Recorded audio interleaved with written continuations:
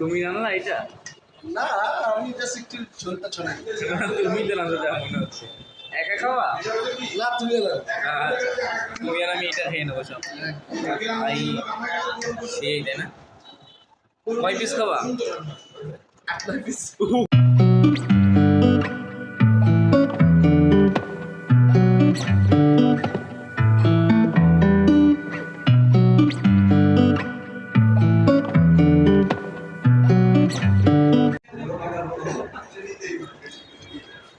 ভাইয়া খাওয়া দাওয়া হয়েছে?